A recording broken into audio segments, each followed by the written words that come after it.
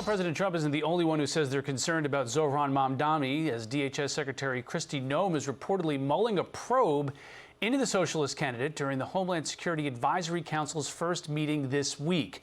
My next guest is the chairman of that council, Republican South Carolina Governor Henry McMaster. Governor, thanks for joining us today. So tell us a little bit, what is this council, and is there going to be an investigation of the Democratic candidate here?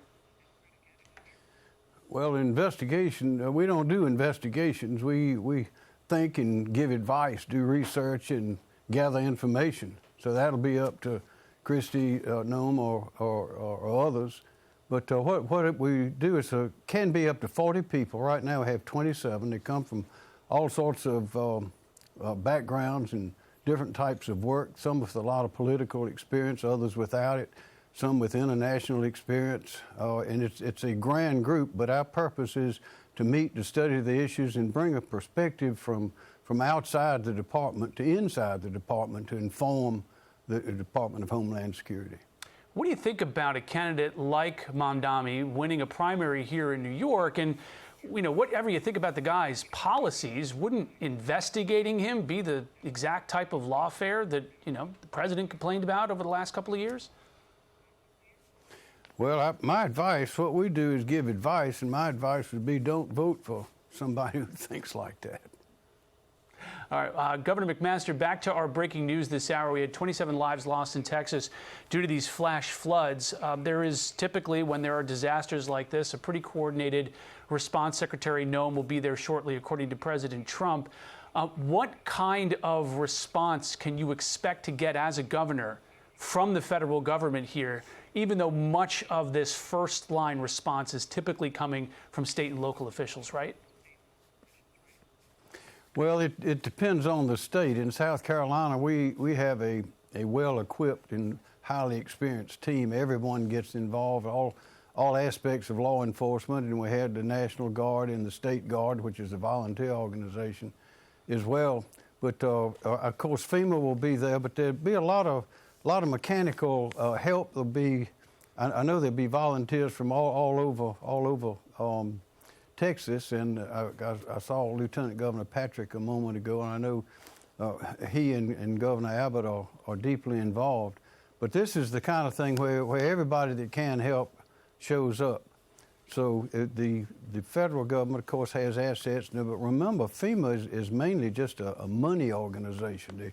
They bring money for things. They do have some equipment. They help with housing, but you'll have to depend primarily on your local authorities for helicopters, for trucks, for divers, for all those sorts of things. But that is a tragic experience they're going through, and we pulling for them, praying for them. I hope it doesn't keep happening anywhere around the country. This is it's a tragic thing for the people of Texas and everybody in the whole country.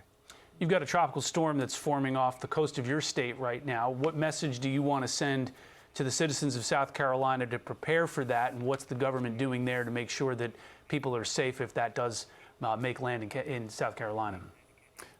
Well, the main thing we do is information. At this point, we're watching it very closely. We have an emergency management division, and again, all those people I just mentioned a few seconds ago are all involved and highly on alert, and the main thing we do is give out good information. We can't stop a storm from coming in, but we can be prepared for it.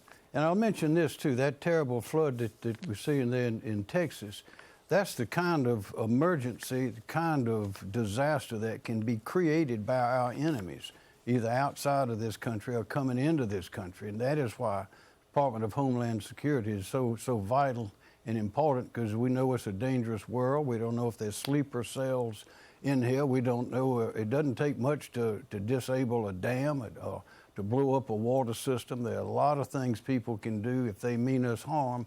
The technology is certainly out there, and we definitely have enemies. So that's one reason that the people in my state, and I think around the country, are so delighted that President Trump has been reelected, that he's in charge, that he's moving fast. He's got a lot of people helping him, and I think the country is going to be stronger more prosperous and happier in days to come. All right, South Carolina Governor Henry McMaster, thanks so much for joining us, commenting, of course, on those awful storms and floods that are occurring in Texas, as well as there's a tropical storm forming off the coast of South Carolina. Thanks so much. Hey, it's Will Kane. Click here to subscribe to the Fox News channel on YouTube. It's the best way to get our latest interviews and highlights. And click to subscribe to the Will Kane podcast for full episodes right now.